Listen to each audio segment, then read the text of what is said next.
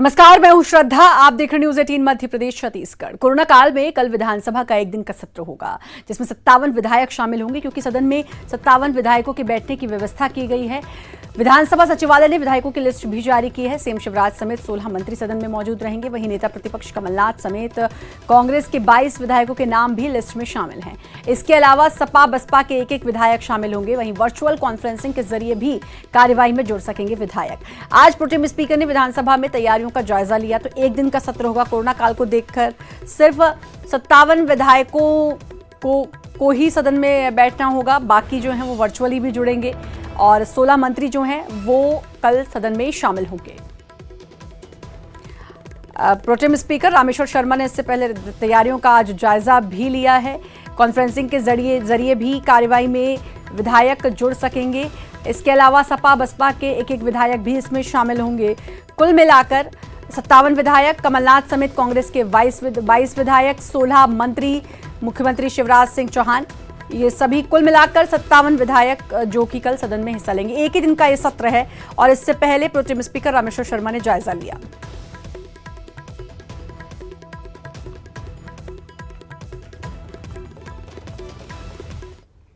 डबरा से कांग्रेस प्रत्याशी सुरेश राजे का बयान। सुरेश राजे की समधन है इमरती देवी। मेरा मुकाबला समधन से नहीं, बीजेपी प्रत्याशी से।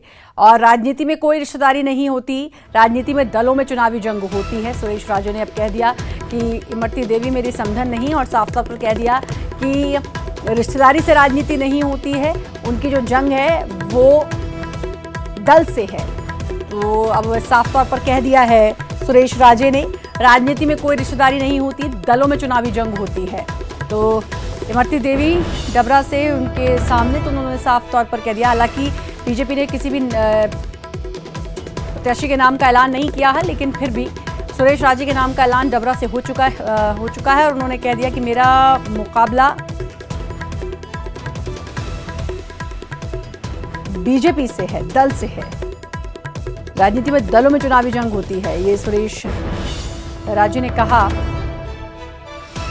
डबरा से कांग्रेस प्रत्याशी हैं सुरेश राजे और उनके सामने इमरती देवी हो सकती है, उनकी समधन है। उन्होंने साफ बता दिया है कि मेरा मुकाबला समधन से नहीं, बीजेपी प्रत्याशी से। ये बात तो मैं आपके माध्यम से निवेदन करना चाहता हूं, समधन से नहीं, इमरती देवी भारतीय जनता पार्टी प्रत्याशी से मेरा मुकाबला है। और ये मुकाबला कोई पहली बार नहीं हो रहा। 2000 में मेरी मां इमरती देवी को मंडलीय अध्यक्ष का चुनाव हरा चुकी हैं। श्रीमती स्वर्गीय मोहनियाबाई राजे, डायरेक्ट मंडली का चुनाव हुआ था जिसमें इमरती देवी 8वें नंबर पर थी और मेरी मां लगभग 6500 मतों से निर्वाचित हुई थी। एक दूसरा मेरा निवेदन आपके माध्यम से ये भी है कि ये जो कहते हैं ना रिश्तेदारी, तो मेरी सुरेश राजे की पहचान खुद की है। मैं सन 80 से राजनीति में हूँ और इमरती देवी का प्रवेश राजनीति में लगभग 2000 में हुआ। तो इसलिए ये कहना ठीक नहीं है कि कोई रिश्तेदारी है, और राजनीति में कोई रिश्तेदारी काम नहीं आती। राजनीति में सिर्फ दलों में चुनावी जंग होती है और वो भारतीय जनता पार्टी से प्रत्याशी हैं। और मैं भाग्यशाली हूँ, इतने अल्प समय में कांग्रेस पार्टी और कांग्रेस परिवार ने, हाईकमान ने जो मुझ पर विश्वास। सागर की सुर्खी विधानसभा में एक बार फिर राम नाम की लूट है और अब राम के नाम पर वोट मांगने का एक वीडियो वायरल हो रहा है, जिसमें मंत्री गोविंद सिंह राजपूत के समर्थक सुर्खी विधानसभा में राम के नाम पर वोट मांग रहे हैं। वीडियो में गोविंद सिंह राजपूत के समर्थक एक बुजुर्ग महिला को पोस्टर दिखाकर ये कहते हुए सुनाई दे रहे हैं कि पीएम मोदी मंदिर का निर्माण करा रहे हैं और गोविंद सिंह राजपूत बीजेपी से चुनाव लड़ रहे हैं। अगर आप बीजेपी को वोट देंगी तो आपकी एक ईंट राम मंदिर के निर्माण में लगेगी और पुण्य मिलेगा। अब ये वीडियो वायरल हो रहा है। इस वीडियो की न्यूज 18 पुष्टि नहीं करता। इससे पहले गोविंद सिंह राजपूत ने 2 सितंबर से 13 सितंबर तक सुर्खी विधानसभा में रामशिला यात्रा निकाली थी।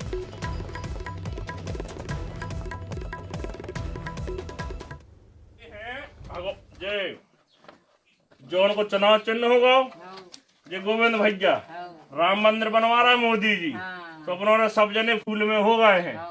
अपन एक वोट फूल में दे हैं तो एक ईंट लग है राम मंदिर में, पुण्य लग मिलने। ठीक, यह स्पष्ट हो चुका है कि भारतीय जनता पार्टी और शिवराज सिंह सरकार और गोविंद राजपूत से जनता का मोह भंग हो गया है।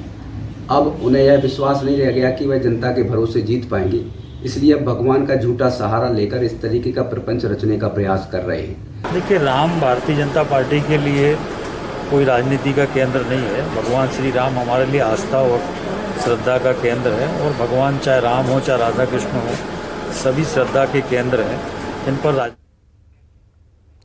मुख्यमंत्री शिवराज सिंह चौहान ने प्रदेश के महिला स्व सहायता समूह को 150 करोड़ की सौगात दी है। स्व सहायता समूह से जुड़े 30,000 से ज्यादा जरूरतमंद परिवारों के बीच 150 करोड़ रुपए के ऋण बांटे।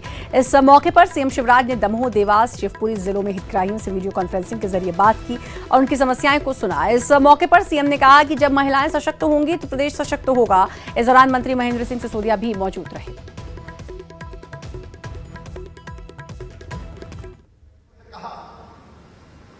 ईमानदार बहनों को पैसे की कोई कमी मत रहने दो, ये लेगी, कमाएंगी, वापस करेगी।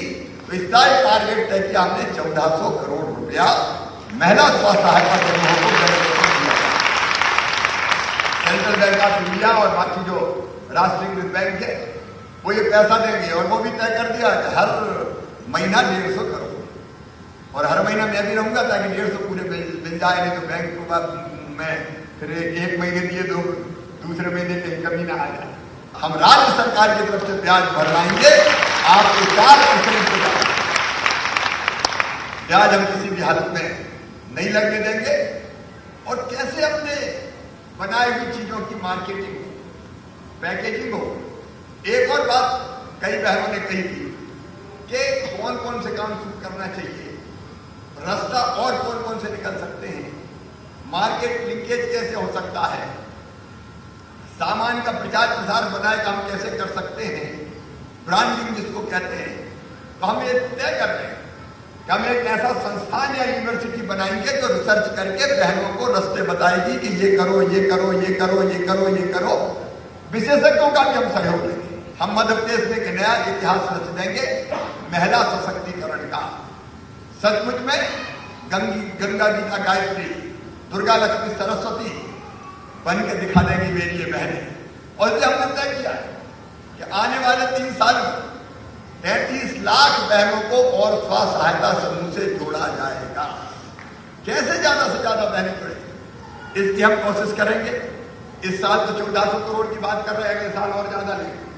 जैसे जैसे बहनें जुड़ती जाएगी, मैं कोशिश करूंगा कि मेरे बहनों के समूह को, स्व सहायता समूहों को पैसे की कमी किसी भी कीमत पर ना आए।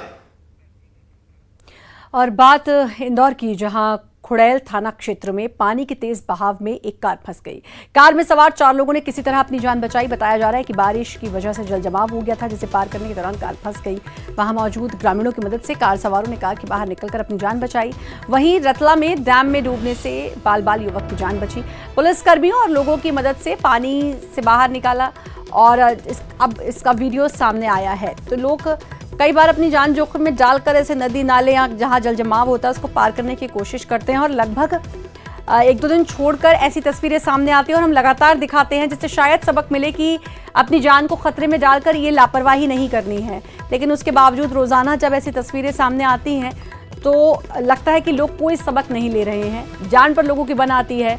वो तो ग्रामीण थे वहां पर जिन्होंने इनकी जान बचाई और इनको वहां से निकाला, वरना एक बड़ा हादसा हो सकता था।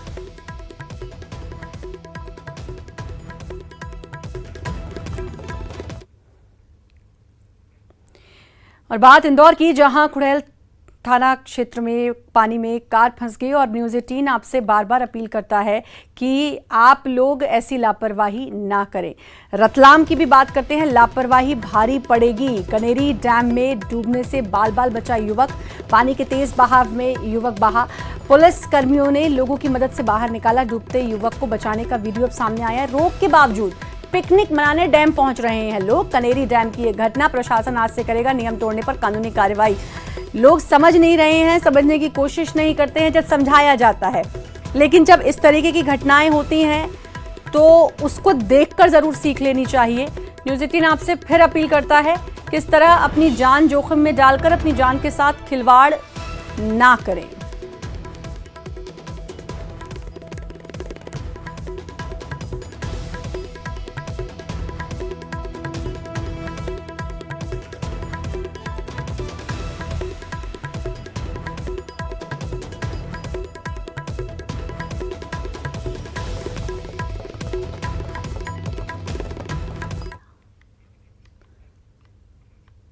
और रतलाम जहां लापरवाही भारी पड़ी, कनेरी डैम में डूबने से युवक बाल बाल बचा। युवक पानी के तेज बहाव में बहा।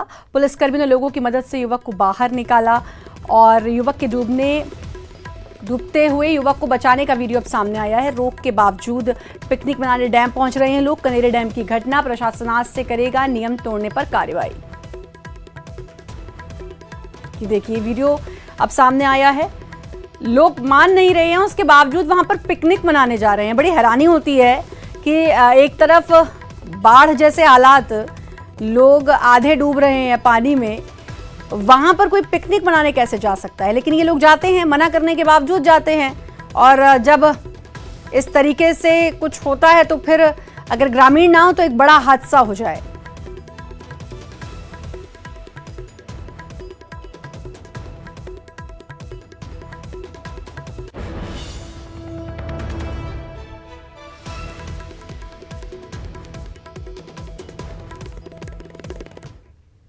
वक्त ब्रेक का, जल्द हाजिर।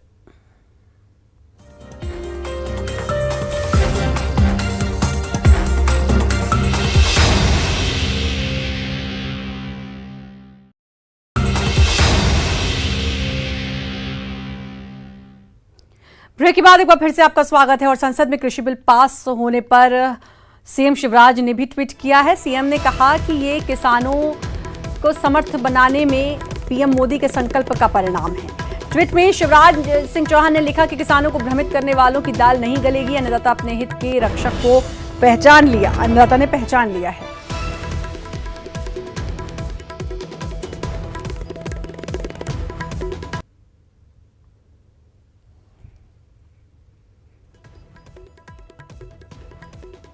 तो अब कृषि विधेयक बिल पास होने पर मुख्यमंत्री शिवराज सिंह चौहान ने ट्वीट किया है।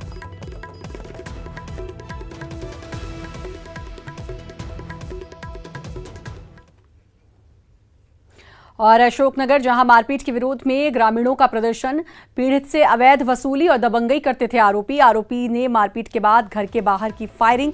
स्थानीय लोगों ने किया चक्का जाम। फरार आरोपी की मारपीट, पुलिस अधिकारी मौके पर मौजूद। चंदेरी थाना क्षेत्र का पूरा मामला, जहां फरार आरोपी ने मारपीट की है और स्थानीय लोगों ने चक्का जाम किया है। पुलिस अधिकारी अब मौके पर मौजूद है। चंदेरी थाना क्षेत्र का पूरा मामला।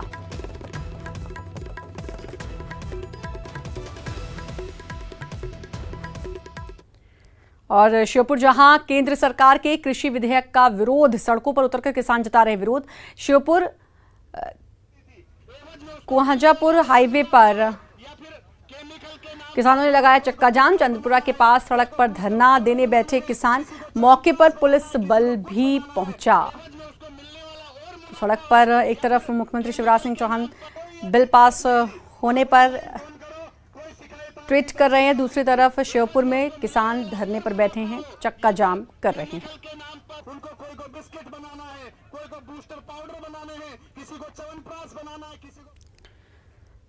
बुरहानपुर जहां पर भिखारियों ने हंगामा किया है। इकबाल चौक पर काटा बवाल, पुलिस के साथ हुई झड़प। पुलिस ने भिखारियों को हटाया।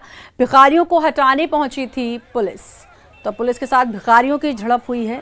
भिखारियों को हटाने के लिए पुलिस पहुंची थी।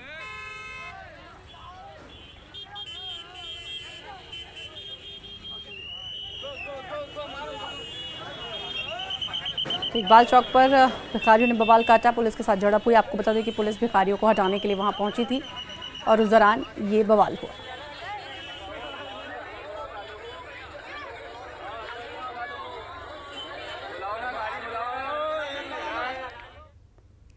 भिंड के रॉन स्टेट हाईवे पर आज स्थानीय लोगों ने युवक की हत्या के बाद जमकर हंगामा मचाया। स्थानीय लोगों के मुताबिक युवक घर के बाहर सो रहा था।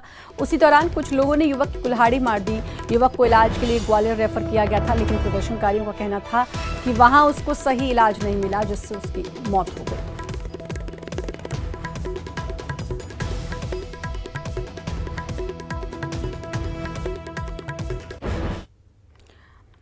और धार से खबर, जहां देखते ही देखते पूरी बकरी निकल गया अजगर। अजगर ने किया बकरी का शिकार, जिंदा बकरी को अजगर निकल गया।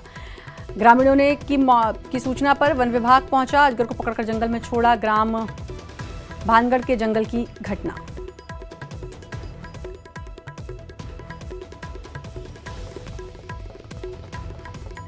तो देखते ही देखते बकरी को निकल गया अजगर। ग्रामीणों ने वन विभाग को सूचना दी और उसके बाद वन विभाग मौके पर पहुंचा और अजगर को जंगल में छोड़ दिया।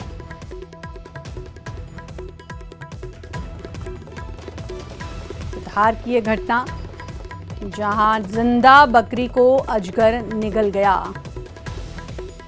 ग्रामीणों ने इसकी सूचना उसके बाद वन विभाग को दी और फिर वन विभाग ने अजगर को पकड़कर जंगल में छोड़ दिया।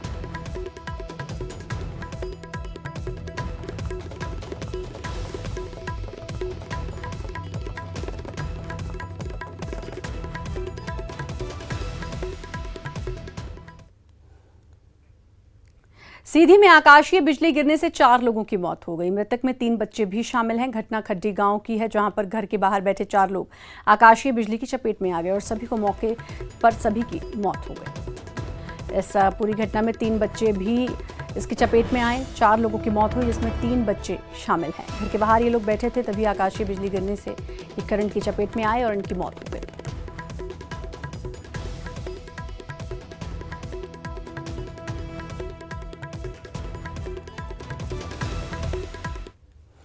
सिवनी में बारिश की वजह से खुले में रखे अनाज खराब होने की घटना के बाद अब गोदामों को अंदर सुरक्षित रखे सरकारी अनाज के खराब होने का मामला सामने आया है।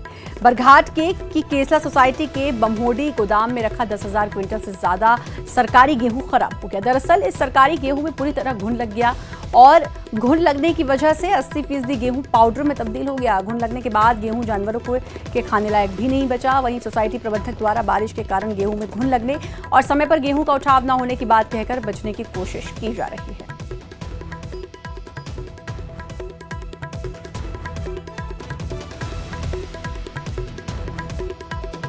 तो तकरीबन 10 क्विंटल गेहूं जो लापरवाही के भेंट चढ़ गया, घुन लग गया, पाउडर बन गया गेहूं पूरा, ऐसा खराब हुआ कि अब ये जानवरों को भी नहीं दिया जा सकता। तस्वीरों में आप देख सकते हैं। अब समय पर इसको नहीं उठाया गया ये बताया जा रहा है, लेकिन सही में लापरवाही का घुन लगा है इस गेहूं में। घुन लग गया है गेहूं में काफ़ी, तो घुन की साफ सफाई करने के लिए आए हैं हम। तो ये गेहूं छनाने का काम चल रहा है यहाँ बमहोडी सोसाइटी में। मौसम भी इस साथ नहीं दे रहे, मौसम से भी हो सकता है असर पड़ा। साथ हम तो किराए वाले हैं, माल अच्छा रहे तो जल्द उड़ जाता। और दतिया जहां गृह मंत्री डॉक्टर नरोत्तम मिश्रा पहुंचे। स्व सहायता समूहों के वितरण की अनुदान राशि सशक्त महिला सशक्त प्रदेश कार्यक्रम के तहत उन्होंने राशि बांटी। कैरीग्राम में हुआ कार्यक्रम का आयोजन। 37 लाख की लागत से गौशाला और 15 लाख की लागत से नक्षत्र वाटिका बनवाने की घोषणा की।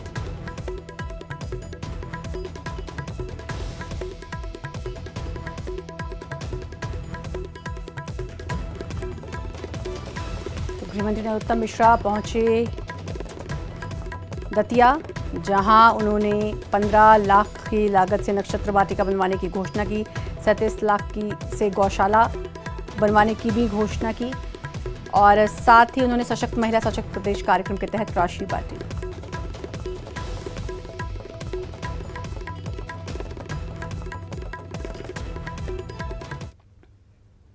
और मंदसौर से बड़ी खबर जहां कोरोना के 25 नए केस आए हैं। 25 लोगों की रिपोर्ट आई पॉजिटिव। कोरोना मरीजों की संख्या हुई 1545। अब तक 1084 मरीज हुए स्वस्थ। अब तक 14 लोगों की कोरोना से गई जान।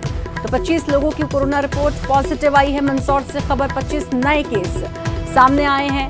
अब संख्या पहुंच चुकी है 1545। 1084 मरीज स्वस्थ हुए। अब तक 14 लोगों की कोरोना से गई जान।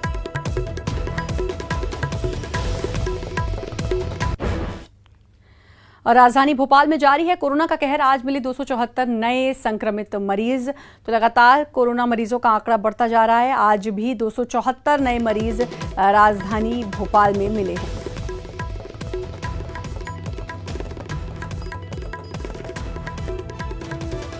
इंदौर की बात करें तो 393 नए मरीज सामने आए। 7 की मौत। अब तक 499 कोरोना संक्रमित की हो चुकी है मौत। शहर में अब भी कोरोना संक्रमित 4055 मरीजों का इलाज चल रहा है।